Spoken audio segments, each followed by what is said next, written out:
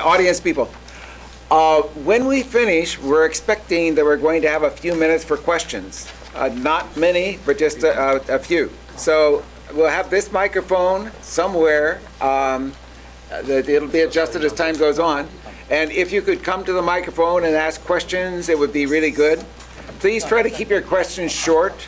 Try to ask a question rather than give an answer.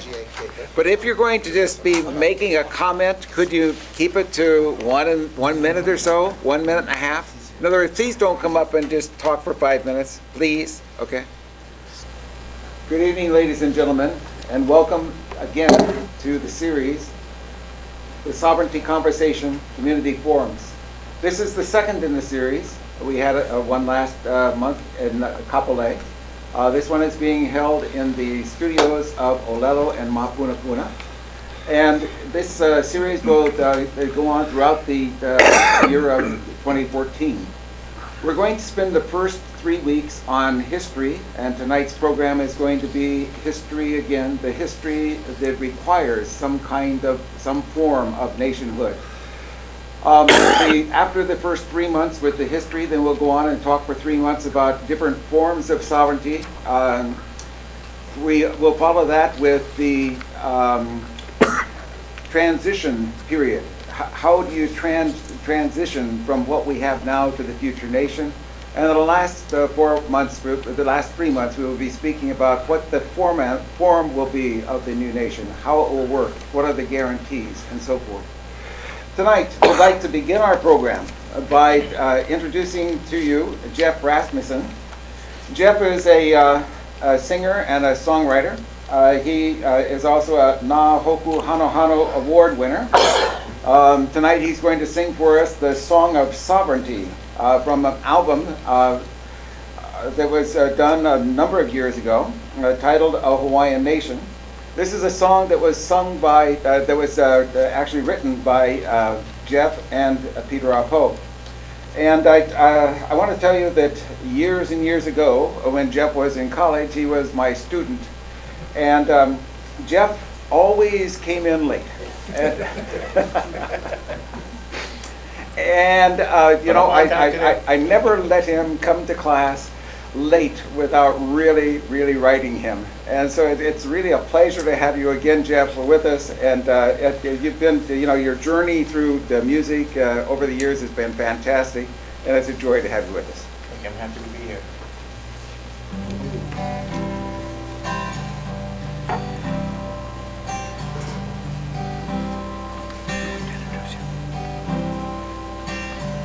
Sing a song of sovereignty wherever you may be.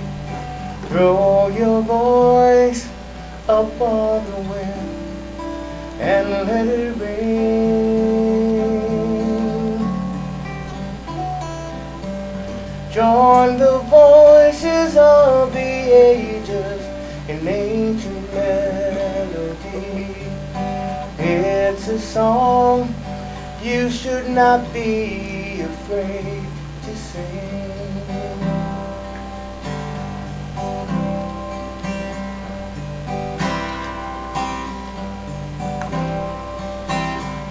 It's a song that was written by our father's hand. It's the only thing we have at our command.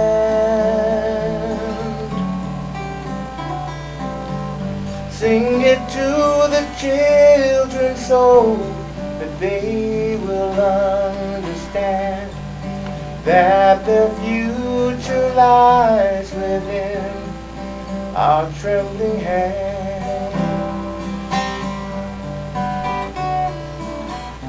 We are native to this land. Let us walk hand in hand. We are children of the sea, you and me.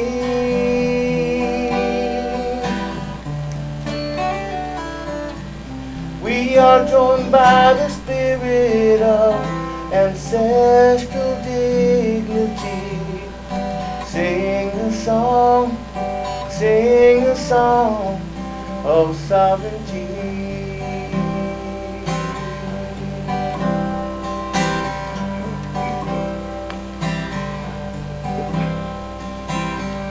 As we walk together down that dark and lonely road, let us pray the voice of reason shall prevail. Every step into the future is a step into the past, as we trudge along an old familiar trail. We are coming home to thee, Mother Nation, Hawaii, as we march from every corner of the land.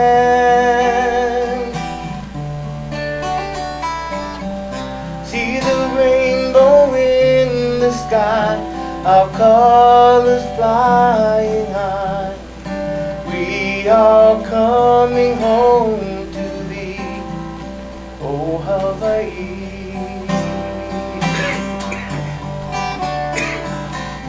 We are native to this land. Let us walk hand in hand. We are children of the sea, you and me.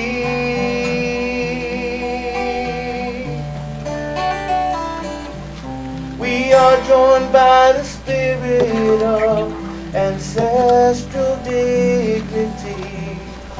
Sing a song, sing a song of sovereignty.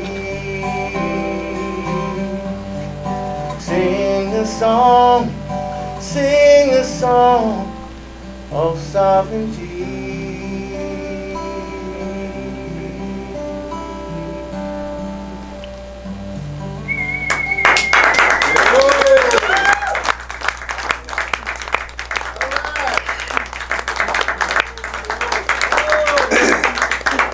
Thank you so much, Jeff.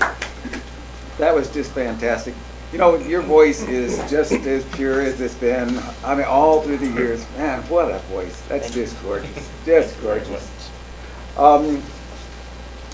Okay, we're going to move ahead then, and our next speaker is going to be John Osorio.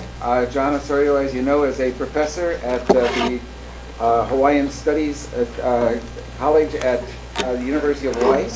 And he too is a performer, many records, and it's a real pleasure to have him again. You remember last month he was our major speaker, as a matter of fact, and I'm going to build my little thing on what you said last month. I imagine other people will too. John Osorio.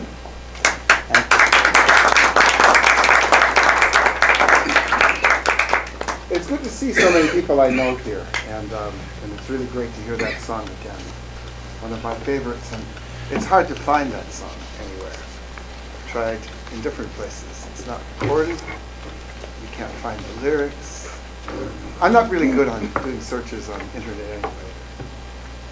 Really lovely job. I was asked to provide a kind of a history of the kingdom, which puts some context into the takeover by the United States. And what I asked Keone to allow me to do in about 35 minutes, I'm going to time myself here so I don't go over, is to give some examples of chiefly leadership in the kingdom that to me exemplify our people, our talents, our tremendous morality and ethics, and sense of ethics, courage.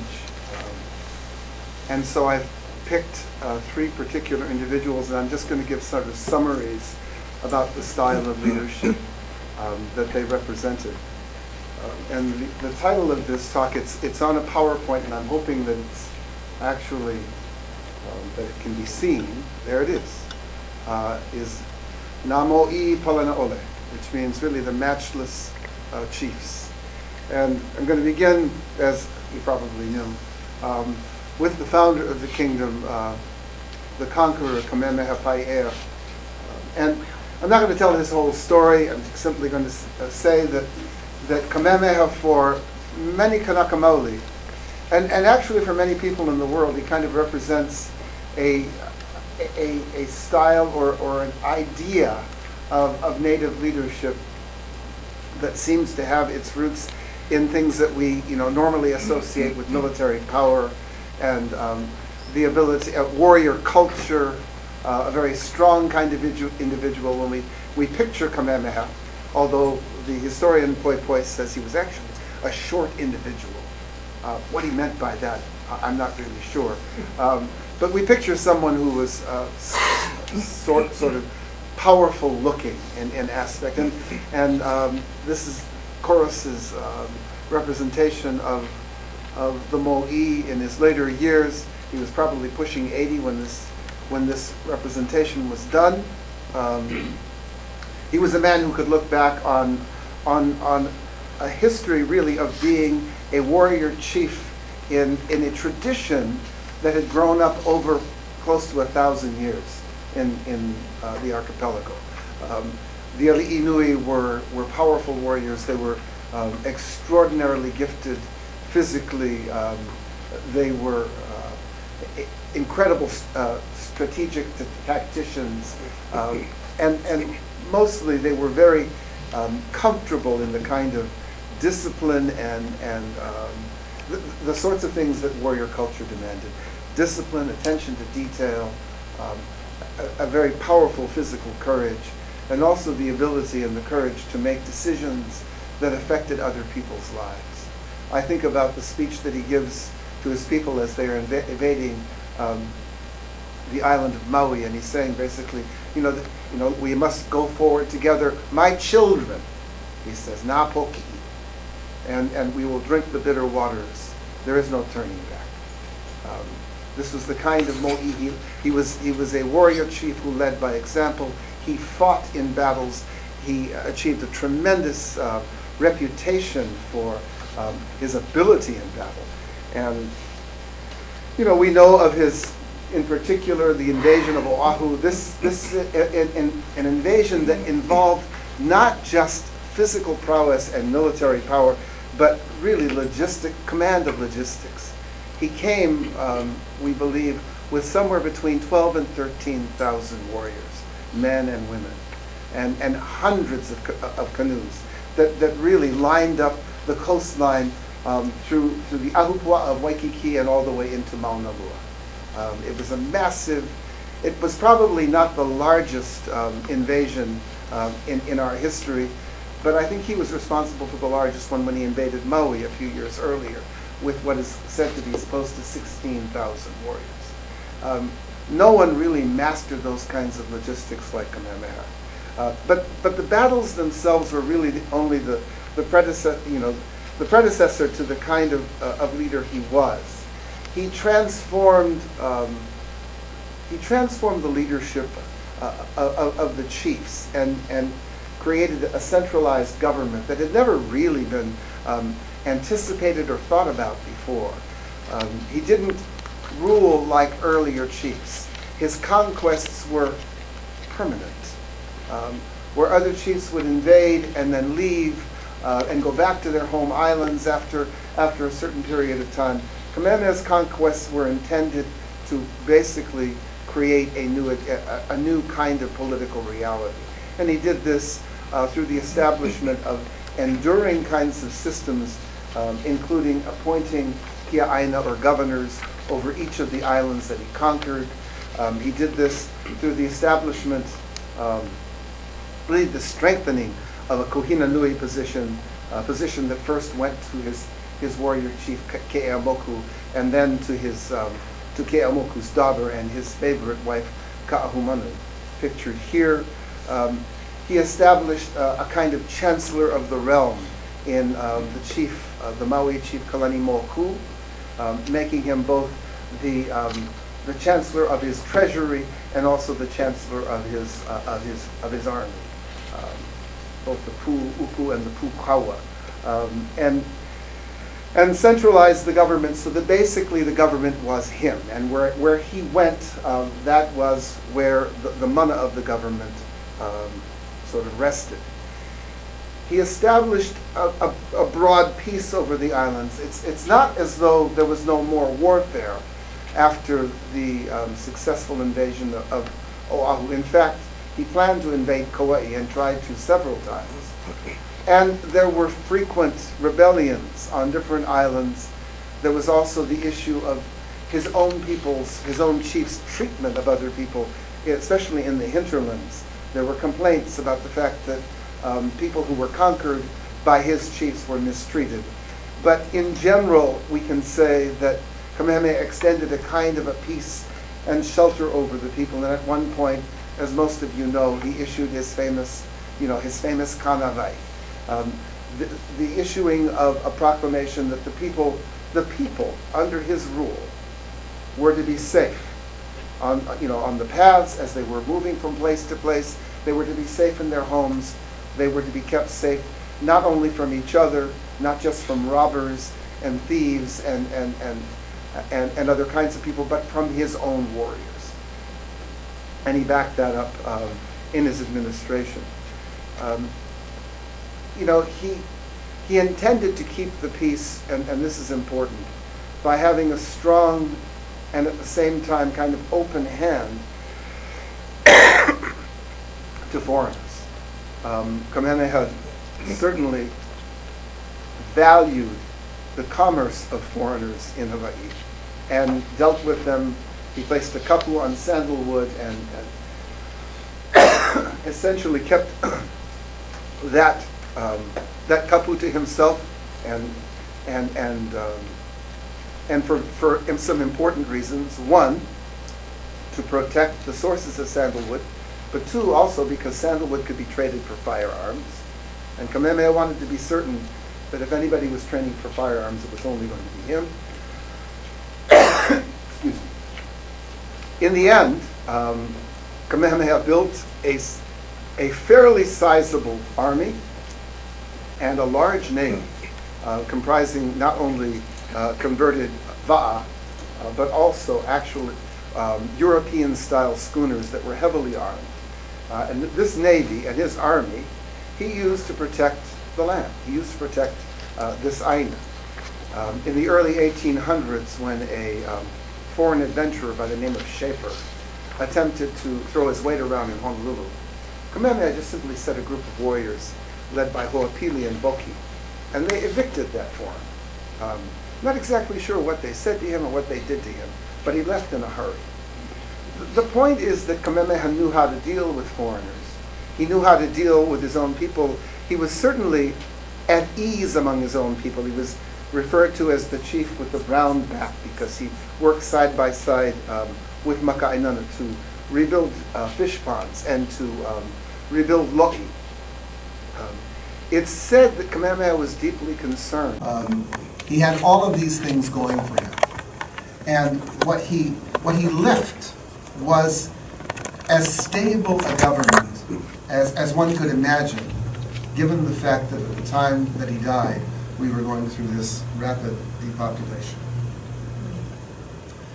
The next mo'i I would like to speak of is Kauikeaui, Kamehameha III, younger son of Kamehameha and Keopuolani, born at Keohou either in 1813 or 1814, depending on which source you believe. Apparently, this chief made up his own birthday and decided that he wanted St. Patrick's Day to be his birthday. And so we're not really certain when he was born, but we know when the chief, we know when he thought he was born. Kauikeaui was educated in ways that his father was not. Taught to read, write, and speak English, Hawaiian, and French from the American missionary William Richards. Given this kind of very rapid kind of education at a time of crisis. Now, he was born in 1813. His father died in 1819, and that created kind of a crisis for the kingdom, for the Aupuni as well. Within a few months after the mo'i had passed away, Kauikeaui, his mother, his aunt Ka'ahumanu, and Liholiho ate together in open defiance of a 1,000-year-old tradition of separation of men and women at the time of eating, known as the Aikapu. They broke away from a major kind of religious and cultural tradition and ritual which had tied the society together for so many years. Why they did this is not the scope of this conversation, but they did. And what they did was really put aside a kind of unification, a cultural unification that had held the country together for a long time. They did this, in my opinion, because it was no longer working. The depopulation was creating so many warps in the society that, in my opinion, Keopuolani and Ka'aumalu both decided that something really drastic needed to be done to move the people and the society in a new direction. And this really does become the theme of this chief's life, really, is moving things in a new direction. Kauikeauli was not at all fond of the missionaries, really chafed under William Richard's teachings, and very often sort of escaped to the sort of the aloha of his uncle Boki and Liliha. And he went through some tremendous personal tragedies as well. We say that he resisted the mission, and he certainly did as a young man. He tried to ni'aupio a mating with his sister Nahi Ena as a way of bringing mana back to his genealogy, back to his family. And when their son was born, stillborn, and Nahi Ena died shortly thereafter, Kauikeauli mourned for the rest of his life. But he also sort of returned back to the ali'i, the circle of ali'i who were at this point supporting the Christian mission and supporting the change in the country. And when Kauikeauli rejoins them, you can see that he makes some really important decisions about the way the country is going to progress. Early in 1838, he puts a group of people together under the tutelage of his mentor, of his teacher, William Richards, and asks them to devise really basically a platform of laws so that Hawaii can become like other quote-unquote civilized countries. Kauikeauli was deeply concerned about that swarm of foreigners. Their presence here was really disruptive.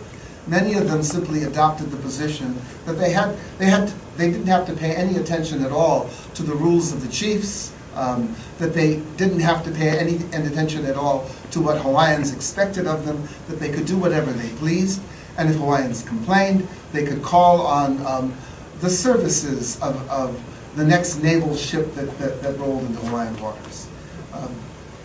Faced with this kind of disorder at home, but also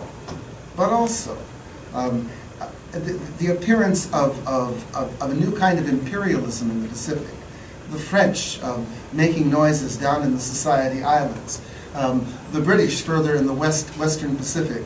Kauikeauli as a learned man, as a person who could read, as a person who was more and more aware of what was going on in the world, realized that other Polynesian countries were being snapped up and being heavily influenced by these countries, by France and Britain in particular. And in response to this, Kauikeauli decided that modernizing the government, creating ultimately what he creates in the late 1830s and early 1840s is constitutional government. He makes a constitutional monarchy out of what had been a traditional chiefdom going all the way through the reign of his father and his older brother. And when he signs that constitution in 1840 on Maui, he makes himself a ruler who is subject to the law, just like every other one of his subjects. And he does this the evidence is that he does this because he believes that this kind of action was necessary in part to make those foreigners who were resident in Hawaii obey our laws, one, and also to earn the respect of foreign governments. We know that he faced, in this period of time, late 1830s, even going back to the 1820s, the late 1830s is when you see foreign governments like the French, Laplace in 1839, coming to Hawaii and requiring the king to sign a treaty that just favors French interests and basically disregards American interests almost entirely. But it's really let's see it here. It's really the seizure of the country in 1843, temporary as it was, by by a British sea captain in 1840, February of 1843, that really underscores Kauike'uli's plan for modernizing the government. See, what happens is that as the result of there being certain British elements in Hawaii, including the British consul, a man by the name of Carleton, who was unhappy about a great many things. The kingdom's officers, the chiefs, basically gave him no quarter, and in 1842 he left Hawaii, saying that he was going to seek some kind of satisfaction with his own government. In sails a British naval officer, and this officer presents Kauike'uli with so many demands that he cannot possibly meet them without basically surrendering the sovereignty of the kingdom. And so what he does is he surrenders, he yields the control of the country to the British under protest. And a short 9 months later, Admiral Richard Thomas comes into Hawaii and restores the sovereignty to the kingdom. This is the occasion of that very famous phrase uttered by Kauike'uli, "Ua mau ke eo ka aina kapona." The sovereignty of this aina, resides, basically continues on because we behaved properly, because we knew what we were doing, because we depended on laws, on international laws, and on the rational conduct of foreign countries. Tremendous lesson that certainly does affect the next person I'm going to be speaking of, Lili'uokalani. Now, we should be aware of this. Kauike'uli presided over tremendous changes, and he inaugurated those changes. Constitutional government, property, all of these things happened under his administration, and really with his very direct kind of movement in those areas. One last thing we want to say about Kauike'uli. He was 19 years old when he became mo'i of this country. 19 years old, facing a dire situation. His brother had died years before in London. Ka'ahumanu, who had ruled this region, had just died in 1831. His people were undergoing tremendous ills. The missionaries were becoming more and more powerful. Foreign governments were more interfering than they once had been. People feared for the seizure of the country. All of these things became the responsibility of a teenager. And he did the very, very best he could. The last example is naturally Lili'uokalani. Lili'u became queen on January 29th, 1891. She's pictured here with her husband, John Dominus. She was, like Kamehameha, already over 50 years old when she was advanced in age when she became the mo'i. She had been declared the heir to Kalakaua. after the death of her brother Leli'uoku many years before. Kalaka's last years were sort of colored by the fact that he signed the Bayonet Constitution. The Americans had occupied, had taken possession, basically, of Pu'uloa and Pearl Harbor, and were beginning to establish a coaling station there. So American warships were present more and more frequently as we get into her rule. But what also marks her reign is not just the power of the American presence in Hawaii, but also the power of a number of residents in Hawaii, many of them descendants of missionaries, sons and grandsons of missionaries, like Sereno Bishop pictured here. The Reverend Sereno Bishop had, since the late 1870s, been a strong proponent of annexation. He wrote numerous articles blatantly professing that Hawaii should come under the control of the United States. He was a citizen he was a subject of the kingdom, and therefore what he was writing was at least seditious if it wasn't treasonous. And yet people like Bishop and Thurston and others who wrote similar kinds of articles were generally allowed to do this. There was a free press in Hawaii and had been for a very, very long time. Their comments, while inflammatory, did not result in jail term for any of them. One thing they did do in 1885 was to form an actual organization of people who were actively plotting a change in the government, and that actually was treasonous. The Hawaiian League and its, what it basically intended to do was to create good government in Hawaii, which meant basically getting rid of Kalakaua, or at least certainly trimming his wings, which is something they were able to do in 1887, forcing him to sign the Bayonet Constitution. The Queen, upon coming into reign as Queen, was warned by a number of people, including Charles Reed Bishop, that as a woman she should not try to do very much.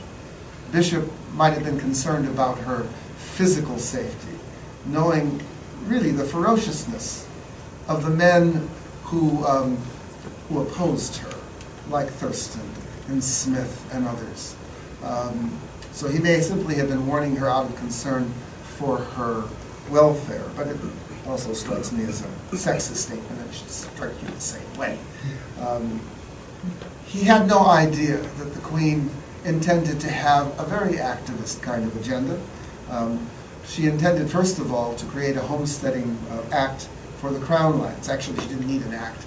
She intended to create homesteading for Crown lands and basically leasing out sufficient farmlands to Kanaka Maoli at very inexpensive rates, $1 a year for 99 years, with the first 10 years basically forgiven. This would have put hundreds, perhaps thousands of people back on the land. She wanted to create a woman's bank to make certain that women, especially women, could be more independent of their husbands, and in some cases independent after losing husbands, so that they could basically build their own, futures for themselves and for their children. She intended to address the McKinley Tariff Act. I don't have time to go into that, but basically the McKinley Tariff Act was something which had powerfully changed the fortunes of sugar planters in Hawaii to the negative, basically making it very difficult for them to compete with the American market. But the most important thing she intended to do was to change that constitution. She received petitions, we are told, from at least 10,000 people asking that she restore the old constitution. The problem for the Queen was that she had promised, she had sworn to uphold the 1887 Constitution, and that meant that she could not act independently as sovereign or as executive. Under the 1887 Constitution, she had to have the approval of her cabinet for anything that she really wanted to do. And so, and one of the problems for the Queen was holding on to a cabinet ministry. According to the Constitution, every cabinet ministry could be voted out of office whenever they, at will. The point is that the Queen was able to hold on to her 1893 ministry until the legislature came to an end in January of 1893. And having done this, she had fully apprised her ministers of her intent to declare a new constitution. They knew its contents. They had given her their support, and then suddenly they didn't. They had supported her, they had encouraged her, and suddenly several of them had cold feet. They said, maybe this is not a good idea. And you know what she did? She called it off. She retraced her steps. She said, we will not have a new constitution because she could not lawfully declare one. And that led to the events of that mid-January of 1893. The creation of that conspiracy to overthrow her, it was not done because she was threatening them in any way. It was done simply because it was an opportunity for them to act. These were men who wanted to get rid of monarchy in the worst way. They wanted annexation to the United States. They had worked these things out with the American minister in residence, John L. Stevens, and they moved very quickly. They committed treason, several of them, because they were Hawaiian subjects. This led essentially to the landing of American troops and then the Queen's surrender. As she says in her final statement, I yield to the superior force, military force of the United States. And she says in order to avoid the loss of life, which will certainly come with this, she shielded her position as queen. She did not abdicate. She surrendered, and not to the treasonous people who were trying to take her country. She surrendered to the United States. Last thing about Lili. She could have thrown more than 200 men into the fray and shot at American troops. She could have done this. She might have saved her skin. What she did was she put herself solely in the hands of her enemies. Her husband was dead. There literally was no one around her. She was alone at the moment that she put herself in the hands of the Committee of Public Safety. They could have done anything they wanted with her. They could have killed her, they could have imprisoned her. She took that risk entirely on her own in order to spare the lives of her people. This example of courage, I think, is, shall we say, rare among national leaders in this world. These three individuals, Kamehameha, Kauikeaʻuli, Liliuokalani, these are people who ruled in tremendously difficult and different times. They are people to be admired. They are people to inspire us. They are people to take us to the next, back to our nationhood. Remember them. Kamehameha Paea, Kauikeaʻuli, Liliuokalani. Mahalo.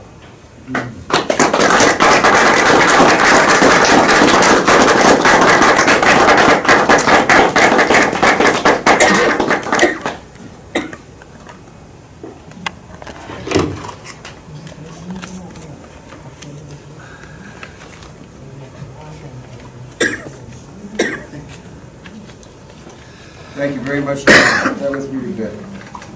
I'm going to be speaking next, and what I'm going to be talking about is the expansion of America and how we got swallowed up in it. You know, we really don't concentrate very much on the whole movement of America that went on for 100 years, you know.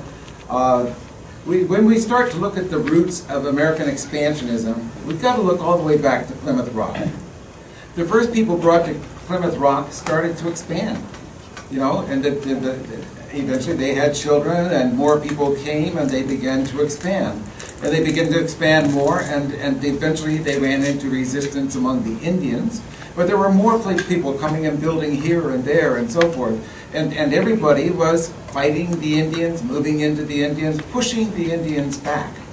Before the Revolutionary War, there were many, many battles with the Indians. They were called the Indian Wars, you know. I think we have a picture here to show. Okay, if we take a look at this picture, this is a picture of, that is actually supposed to show the Louisiana Purchase. It was only after 15 years after the nation was born that Thomas Jefferson had the opportunity to buy all of Louisiana. Now, Louisiana was the whole middle part of the United States there. You can see the American colonies on the right-hand side along the Atlantic there. That was the Americans at the time. The brown part up there was the Indiana Territory, which is mostly Indians. And then they bought the Louisiana Purchase. This was the beginning of a great move, and a move across the United States. In doing that, they're going to have to settle the Louisiana Territory, and then they're going to have to move into New Spain and take that, and then settle that. So we move to the next slide, please.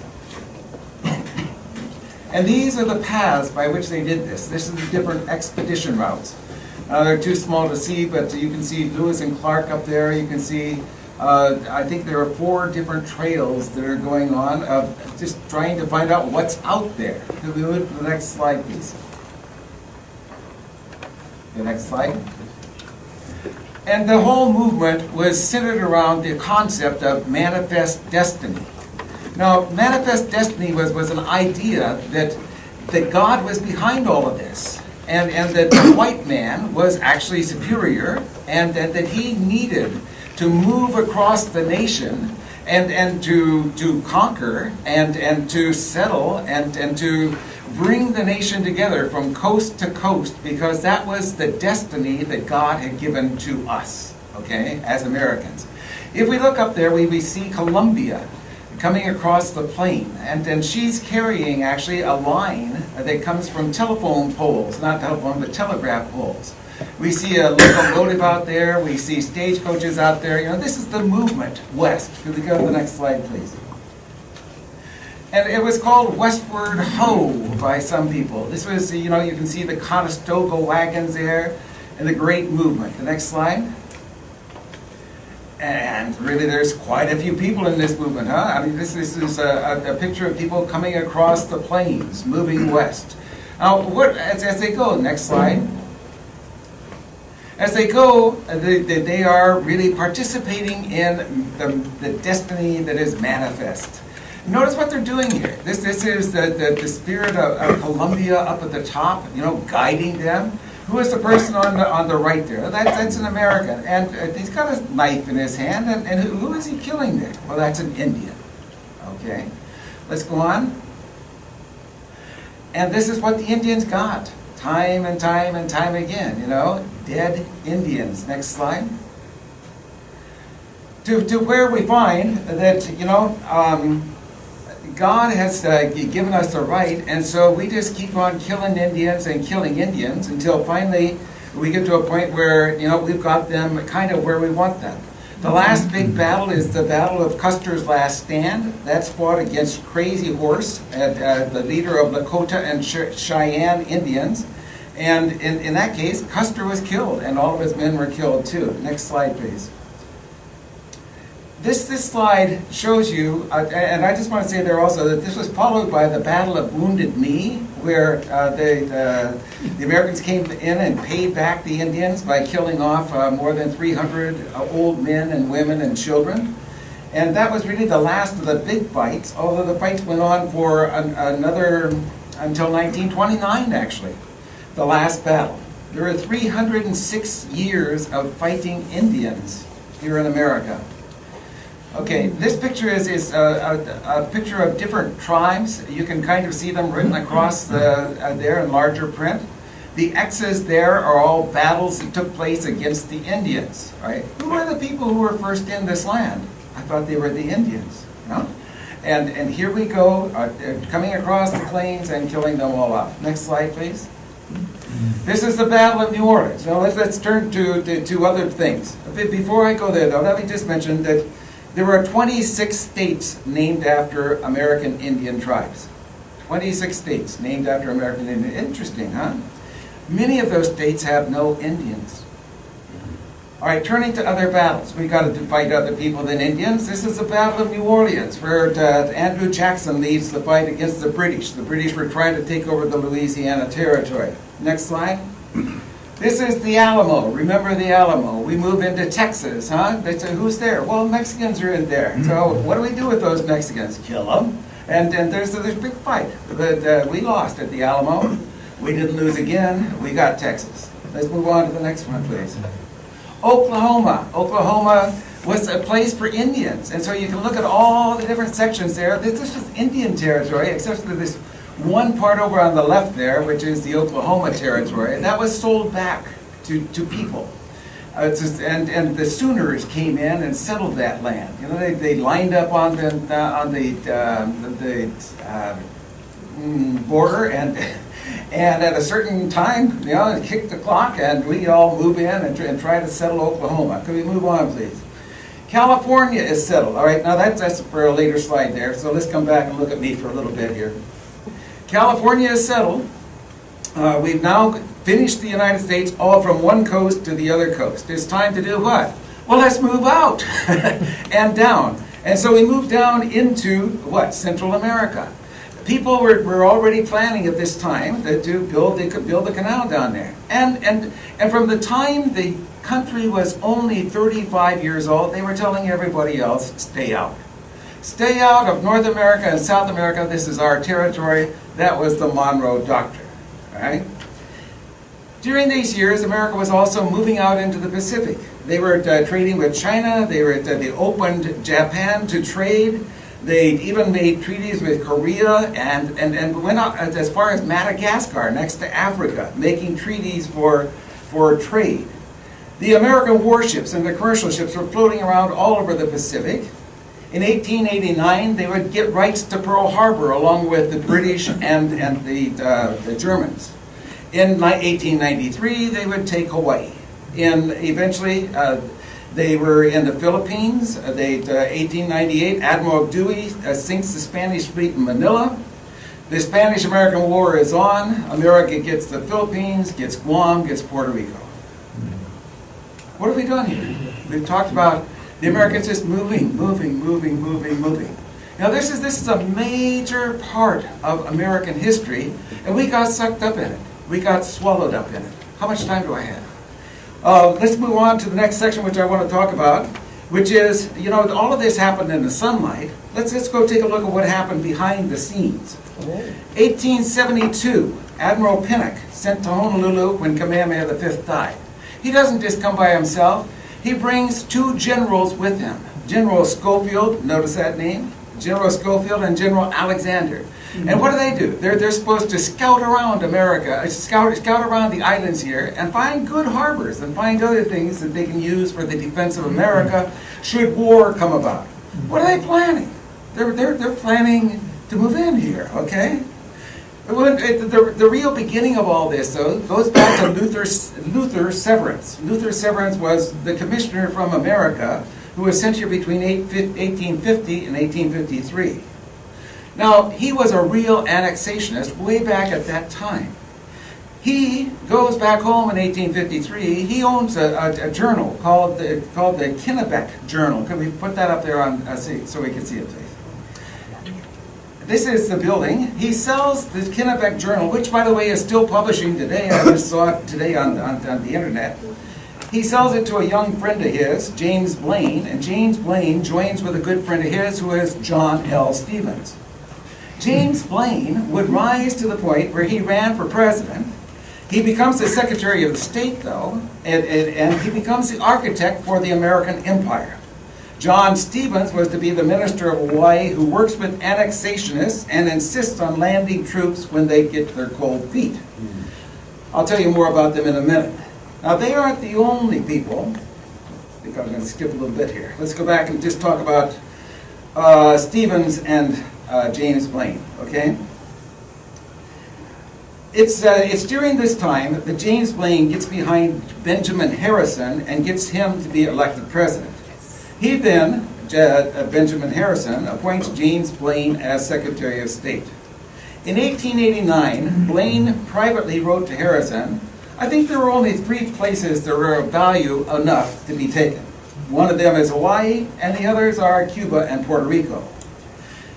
When the time comes, I hope we are prepared to decide in the affirmative about Hawaii."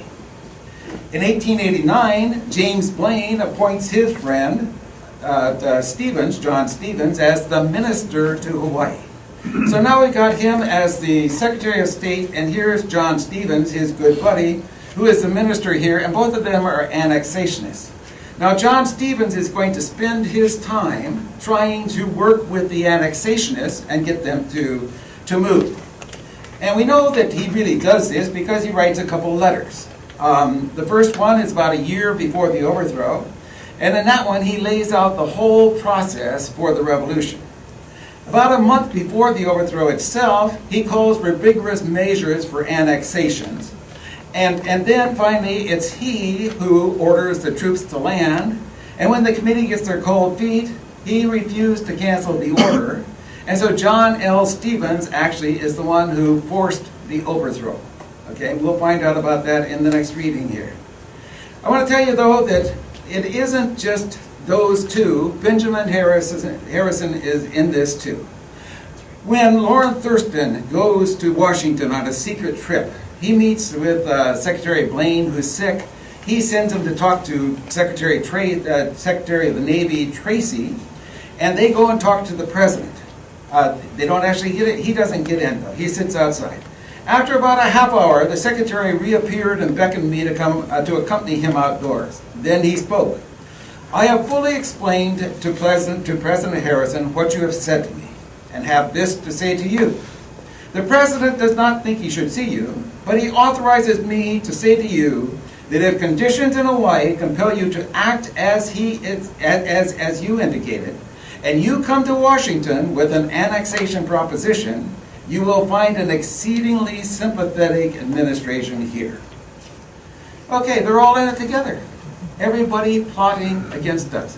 This is America. I didn't get the chance to tell you about the Congress and their participation, but we got the president, we got the Secretary of State, we got their appointee, their minister here, all plotting to take over Hawaii.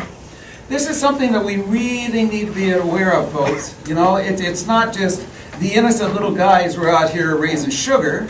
It's the whole United States. All right, I'd like to just finish by saying that our next speaker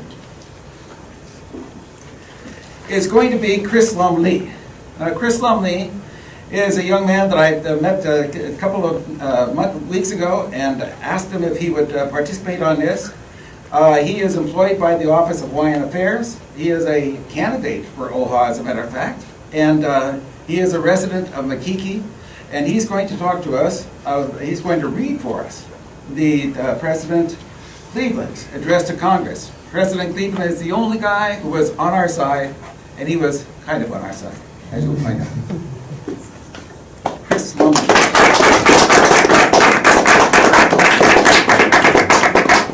Thank you, Gary. I'm going to read to you the message of President Grover Cleveland to both houses of Congress of the United States on December 18, 1893. By an act of war committed with the participation of a diplomatic representative of the United States and without the authority of Congress, the government of a feeble but friendly and confiding people has been overthrown. A substantial wrong has thus been done, which a due regard for our national character, as well as the rights of the injured people, requires we should endeavor to repair. The ownership of Hawaii was tendered to us by a provisional government set up to succeed the constitutional ruler of the islands, who had been dethroned, and it does not appear that the provisional government had the sanction of either popular revolution or the vote of the people. I believe that a candid and thorough examination of the facts will force the conviction that this provisional government owes its existence to an armed invasion by the United States. Fair-minded people, with the evidence before them, will hardly claim that the Hawaiian government was overthrown by the people of the islands, or that the provisional government would ever exist if it depended on their consent. I do not believe that any member of the provisional government claims that the people would uphold it by their votes if they were allowed to vote on the question. Therefore, the military occupation of Honolulu by the United States on the day mentioned was wholly without justification. To a minister full of zeal for annexation, there seemed to arise in January 1893 the precise opportunity for which he was watchfully waiting. On the day before the overthrow, the Committee for Public Safety, unwilling to take further steps without the cooperation of the United States minister, addressed him a note which concludes as follows: "We are unable to protect ourselves without aid, and therefore pray for protection of the United States forces." When that note was written and delivered, the committee, so far as it appears, had neither a man nor a gun at their command. And after its delivery, they became so panic-stricken at their position that they sent some of their number to interview the minister and request him not to land the United States forces until the next morning. But he replied that the troops had been ordered, and whether the committee were ready or not, the landing should take place. That military action upon the soil of Honolulu was of itself an act of war, unless it took place either without the consent of the government of Hawaii or for the bona fide purpose of protecting its imperiled lives and property of citizens of the United States. But there is no pretense of any such consent on the part of the government of the Queen, which, at that time, was undisputed and was both the de facto and de jure government. Thus it appears that Hawaii was taken possession of by the United States forces without the consent or wish of the government of the islands or of anybody else, so far as shown, except the United States minister. With exultant enthusiasm, in a letter to the State Department dated February 1, 1893, he declared, "The Hawaiian pear is now fully ripe, and this is the golden hour for the United States to pluck it." As I apprehend the situation, we are brought face to face with the following conditions. The lawful government of Hawaii was overthrown without the drawing of a sword or the firing of a shot, by a process every step of which, it may safely be asserted, is directly traceable to and dependent for its success upon the agency of the United States acting through its diplomatic and naval representatives. But for the notorious aims and desires of the United States minister for annexation, the Committee of Safety, which should be called the Committee of Annexation, would never have existed. But for the landing of the United States forces upon false pretexts, the committee would never have exposed themselves to the pains and penalties of treason by undertaking the subversion of the Queen's government. If it were not for the presence of the United States forces in the immediate vicinity and in position to afford all needed protection and support, the committee would not have proclaimed the provisional government from the steps of the government building. And finally, but for the lawless occupation of Honolulu under false pretext by the United States forces, and but for Minister Stevens' recognition of the provisional government when United States forces were its sole support and constituted its only military strength, the Queen and her government would never have yielded to the provisional government, even for a time and for the sole purpose of submitting her case to the enlightened justice of the United States. The Queen surrendered not to the provisional government, but to the United States. She surrendered not absolutely and permanently, but temporarily and conditionally, until such time that the facts could be considered by the United States. Believing, therefore, that the United States could not, under the circumstances disclosed, annex the islands without justly incurring the imputation of acquiring them by unjustifiable methods, I shall not again submit this treaty of annexation to the Senate for its consideration, and in the instructions to Minister Willis, a copy of which accompanies this message, I have directed him to inform the provisional government. Our country cannot allow itself to refuse to redress an injury inflicted through an abuse of power by officers clothed with its authority and wearing its uniform, and on the same ground, if a feeble but friendly state is in danger of being robbed of its independence and its sovereignty by misuse of the name and power of the United States, the United States cannot fail to vindicate its honor and its sense of justice by an earnest effort to make all possible reparation.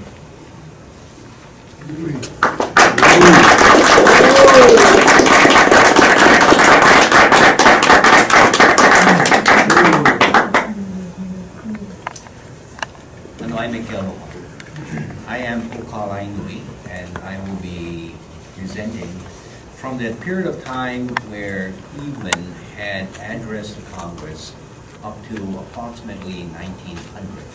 You have oftentimes heard the term de jure and de facto.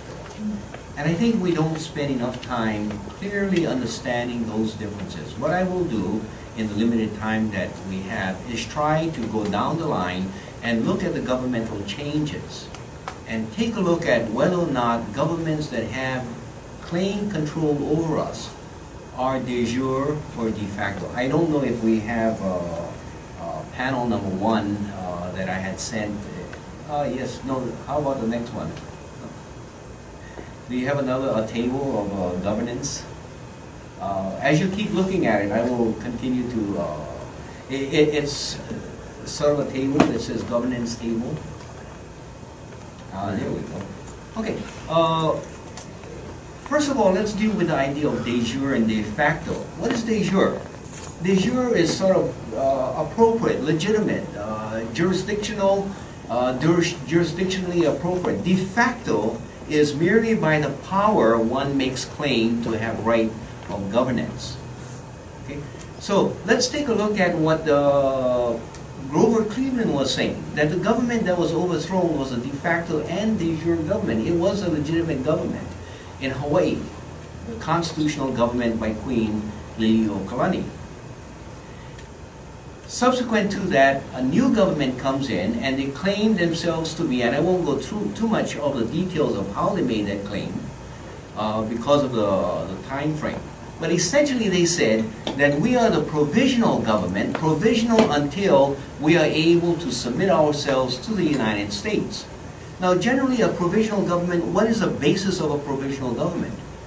In the Hawaii case, the only basis of the provisional government was the fact that they were self-declared, and the fact that the U.S. military had crossed the street opposite Mililani Street, was it Mililani Street in Honolulu? And they gathered around and recognized 18 individuals who claimed themselves to be now the legitimate government of Hawaii, although the day before the Queen's government was the identified government. Part of the conspiracy, as you've heard Dr. Dudley explain, that when Thurston went to the United States and saw the administration of President Harrison, there was a conspiracy already going on, that if you folks are able to take over this building, that building, and the rest, as you have described it, you will find a very favorable administration willing to accept Hawaii. So what happened? They declared themselves a provisional government and they submit immediately a treaty of annexation to the United States. All of these events in Honolulu took place on the 16th and the 17th of January. By the 15th of February, a treaty is negotiated and entered into the United States Senate. President Harrison is so excited. He says, oh, that's terrific. Now let's just take a vote and bring Hawaii into the United States, until he is told, wait a minute. The people in Hawaii do not support the overthrow, the establishment of the provisional government. So he decides that there shall be no vote taken and just submit the treaty into the Senate of the United States. At that time, a new president comes in, and that is President Cleveland. He gets inaugurated in March. He receives the plea of Liliuokalani through her emissaries sneaking over to the United States, traveling as businessmen. And so Cleveland hears about the illegality of the events that occurred. He pulls the treaty out of the Senate and he sends to Hawaii his investigator, Minister Blunt. And based on the investigation by Blunt, he now addresses the United States Congress in the message that you just heard read to you by Brother Chris. Back at the home front, back in Hawaii, Cleveland has already said, I am not going to submit the Treaty of Annexation back into the Senate. You have a provisional government who is known as a provisional government, essentially a government that has no legitimacy. There's no constitution, there's no basis for its support other than the support of Minister Stevens, who has now been identified as a conspirator with the provisional government. So what is this provisional government going to do, and how is it going to get legitimacy? Because now it has to hold on to power for the next 4 years until Cleveland gets out of office and perhaps a new president comes in who is more favorable to the annexation of Hawaii. What they say is, well, what we need is a constitution. We need a constitution to give us that legitimacy so that we will be seen not only as a de facto government or a government that has the force, in this case of still the United States military, but that we are legitimate government. How do you get a constitution? Well, we are familiar with constitutional conventions. So he says, okay, let's have a constitutional convention. He, being Sanford Dole, the self-appointed president of the provisional government. Sanford Dole says, okay, we'll have a constitutional convention. In this case, we'll have 37 delegates to the convention. But because the Hawaiian people are not familiar with democracy, which is a lie because we had a sense of democracy already in Hawaii, he says, I'm going to appoint 19 of these 37 delegates. The balance will be elected by the Hawaiian people. 19 taken away from 37 leaves you what? 18 delegates. So only 18 will be elected by the Hawaiian people. But to leave nothing to chance, they also pass a rule that says before you can run for this office, before you can even vote in this election, you have to pledge your allegiance to the provisional government and not to Queen Liliuokalani. So what they're doing, they're already setting up the vote, and you can only vote for a minority within the Constitutional Convention. They went ahead, they held their vote, they elected the other 18 delegates, 37 delegates met in a Constitutional Convention, and essentially came out with the same document that Lauren Thurston and Sanford Dole submitted into the convention. On the 4th of July, 1894, they walked down the steps of Iolani Palace. Midway on those steps, Sanford Dole declares that we have a new constitution called the Constitution for the Republic of Hawaii. In this constitution, it says that all of the lands that had belonged to the Crown and to the government are now the lands of the Republic of Hawaii. It also says all of the citizens of the nation of Hawaii are automatically declared citizens of the Republic of Hawaii. And then the Constitution says that Sanford Dole is to remain president of this Republic of Hawaii until 1900.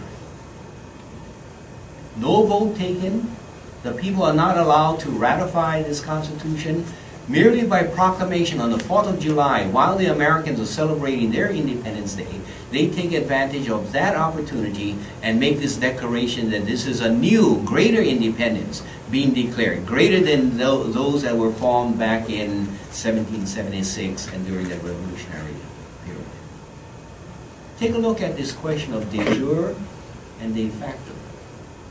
Is there any legitimacy behind such a document that merely proclaims that we now are the owners of all of these lands, we are now the owners of all of these citizens, and that we are the legitimate government? Of course not. Merely by self-proclamation. They wait until Cleveland gets out of office, new president comes into office, President McKinley. As one of the first actions that McKinley takes is the submission of the Treaty of Annexation into the United States Senate. The same thing that happened back in 1893. Why do they send the treaty to the United States Senate? Because Article 2, Section 2, Clause 2 of the United States Constitution requires that all treaties ought to be ratified by 2/3 of those present in the U.S. Senate. Remember those words. Those words are very, very important. All treaties must be ratified by 2/3 of those present in the United States Senate. They send the treaty into the U.S. Senate for ratification. Discussion is held. In fact, there's so much controversy that they shut down the Senate. It's not open to the public. It's held in secret. They cannot reach a conclusion. They continue the debate. They cannot reach a conclusion. So what happens? The theory is that 2 is more than 1. 2 is supposed to be better than 1. If I can get 2 houses of the Congress to accept the treaty of ratification of the Treaty of Annexation, then I can say that, well, perhaps we can simply ignore the U.S. constitutional requirement. So Mr. Newlands, out of the House of Representatives, submits a treaty of annexation by general resolution. It passes the House, it goes over to the Senate, and it passes the Senate in violation of the United States Constitution. Now, if you count the votes in the Senate, you'll count those who voted in favor of it as those who voted against it. You have met your 2/3 requirement. But that wasn't what the 2/3 requirement was. It says 2/3 of those present in the United States Senate. I counted those votes. I counted those who were present. They did not have the 2/3 required by the United States Constitution. But as Dr. Dudley explained, this was part of the trip for manifest destiny. They were not going to let their own fundamental document stand in the way. They declared that, well, this is fine, this is good enough, we have a general resolution or a joint resolution of the Congress, which is merely a declaration of the expression of Congress, but it did not meet the constitutional requirement. And so we declared that Hawaii is now ours. In this declaration, or in this treaty of annexation, what happened was that the Republic of Hawaii said, here it is, we cede to you all of the territory of Hawaii, all of the ceded lands goes to the United States. But not only that, they also said that all of the Hawaiian nationals, who we declare as our citizens, are now ceded to the United States as well. Nobody seems to want to talk about the Hawaiian nationals as ceded individuals. Many of us in Hawaii still continue to call it the stolen lands. And we can also call ourselves as stolen individuals claimed to be American citizens without the consent of the Hawaiian people. There's a document that was passed by Native Hawaiians in what was considered to be the last mass meeting at a place called Palace Square. Palace Square was across the street from Iolani Palace, where today stands the old post office and the old federal building. At that time, it was a square where meetings were held. The last great mass meeting at Palace Square. And what they did was they adopted a memorial statement. The memorial statement was a declaration expressing the Hawaiian belief of what should happen in protest. Now this was held on October 8, 1897. And this memorial statement accompanied what we know today as the Ku'e petitions that was sent to the United States. I'm going to read part of the memorial statement. I have extra copies for the audience here later on, if you would like to take a copy of that. And what we did 100 years later to maintain what I call the continuity of national consciousness. We gathered 100 years later at that same palace ground and then walked across to Iolani Palace and adopted a second memorial statement, essentially the same as the earlier one. The maintenance of the continuity of national consciousness is very important to show that the nation has not died. The nation continues to live. So this was, and I'm going to read just part of this memorial statement, and let's see if I can find an appropriate place that I want to read. It says that your memorialists humbly but fervently protest against the consummation of this invasion of their political rights. and they earnestly appeal to the President, the Congress, and the people of the United States to refrain from further participating in the wrong so proposed. That's the adoption of or the ratification of the treaty. And they invoke in support of this memorial the spirit of that immortal instrument, the Declaration of American Independence, and especially the truths therein expressed, that governments derive their just powers from the consent of the government. And here repeat, that the consent of the people of the Hawaiian Islands to the forms of government imposed by the so-called Republic of Hawaii and to the said proposed Treaty of Annexation has never been asked by and is not accorded either to said government or to said project of annexation. Let's take a look again at this concept of de jure and de facto. De facto, yes indeed, they had the power over Hawaii. De jure, the legitimacy, the people of Hawaii has never voted to authorize the change of our nationality, the taking of our lands, or the establishment of these governments over us. So you still have not met the requirement of a de jure government here in Hawaii by the Republic of Hawaii, nor by the submission of Hawaii to the United States. The United States ratified, or they claim that they ratified the treaty in violation of the Constitution of the United States, in violation of international law, and as a result, soon after that, they then adopted the Organic Act. The Organic Act now claimed that Hawaii was a territory, and simply by proclamation, by domestic law within Hawaii, you had the passage of the Organic Act. What was the de jure, what was the crossing of the line? What was the legitimacy of the Organic Act?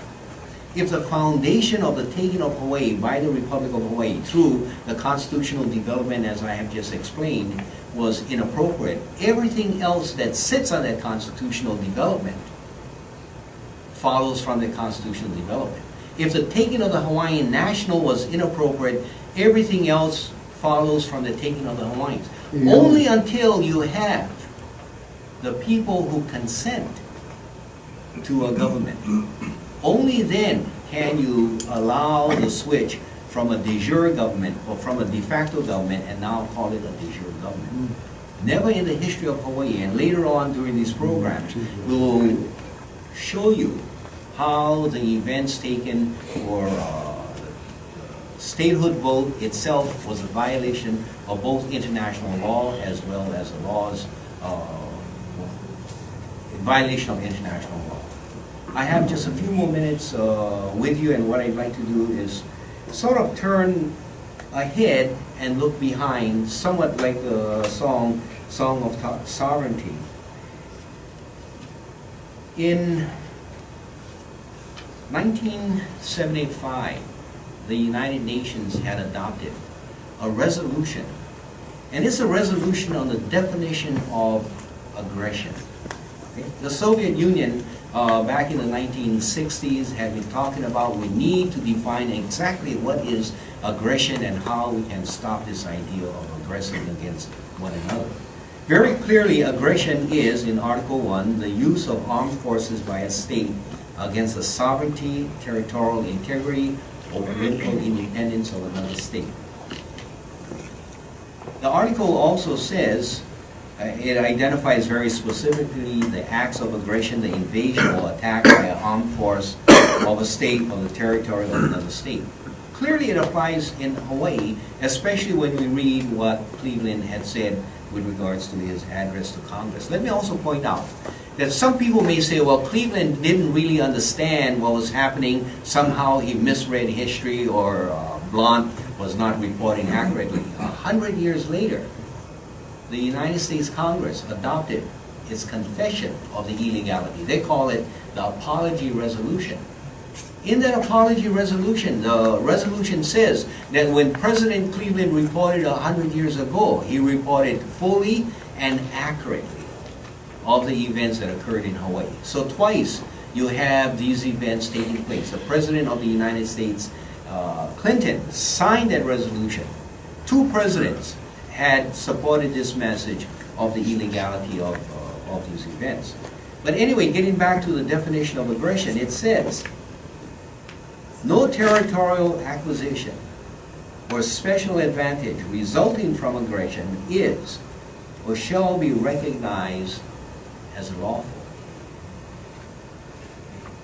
So a domestic country that takes over another country can say as much as they want about how they want to legitimize it.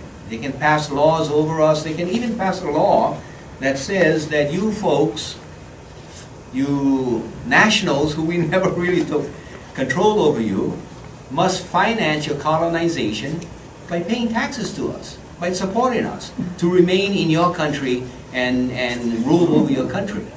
And yet, when you really look at it, what is the very foundation of it? It's filled with illegalities. And if you turn right back to the events that occurred on the 4th of July, 1894, that is a key date that occurred in Hawaii that makes the whole shebang questionable. Not only questionable, it points out the whole case.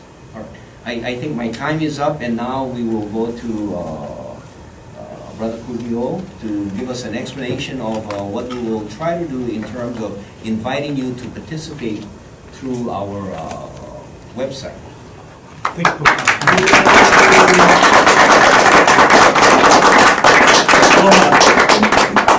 A lot of stimulating conversation here tonight, and so these sovereignty conversations. What I wanted to talk about is the conversation part of it. And what we mean by that is we have a website. It's the sovereigntyconversation.org. If you go to the website, we even have some display here of what the website looks like. You can see that there's some blogs there. There's some of the stuff that has taken place here. There's also some activities, and I want to point out some of these activities because this is the part where you can participate. These activities, we have some of them are home experiences. These are some things that you can do at home that go and drive home the ideas that we've been talking about here, give you a chance to look at some of these things. For instance, how you define the idea of Hawaiian. Also, we also have another experience that's looking at a word, an event, a picture, looking at the idea of Hawaiian history and what is it that draws us together. How do we see these moments in Hawaii's history, and how do we link them together? So these are things that you can do at home. Each of these activities takes about 30 minutes. You can do them. All you need is a pen, paper, something to draw with.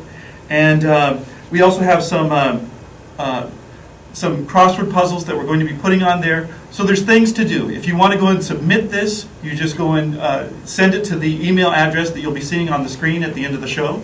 And you can go and submit these things. It's also on the website. If you wanted to make a little video and tell us about some of the things that you experienced, that you went through. So when we're going through, when we're talking about all of these things that are here today, we're not just up here talking to you. This is an opportunity for you to give feedback, and that feedback will be incorporated into future shows, into future conversations. These are called conversations because we want it to be a dialogue back and forth, and this is the opportunity for that. So I wanted to give a few minutes to Keone just to have an opportunity to wrap up this evening and to thank him for all that he's done.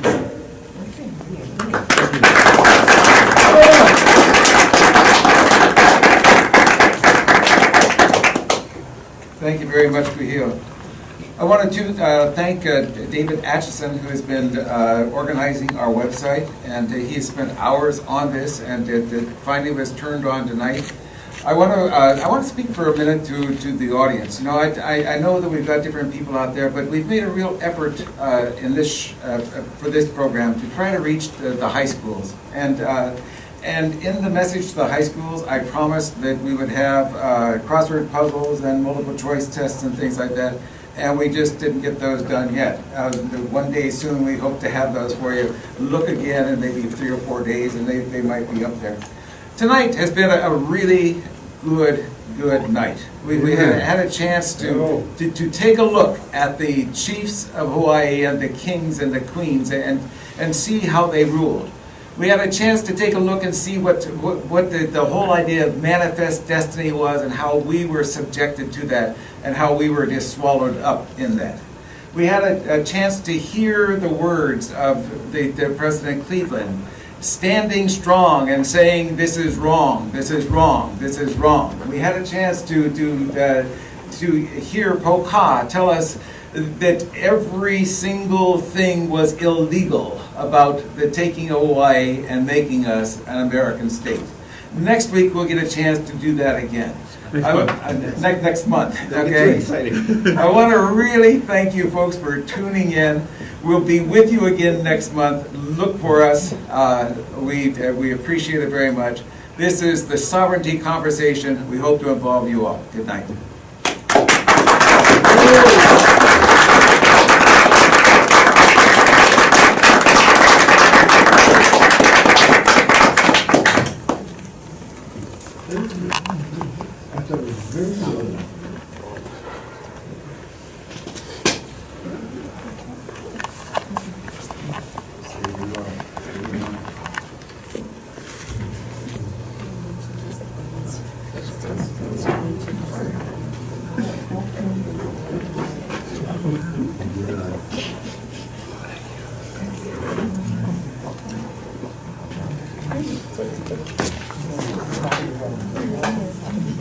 Okay, thank you so much folks for coming. Really appreciate it.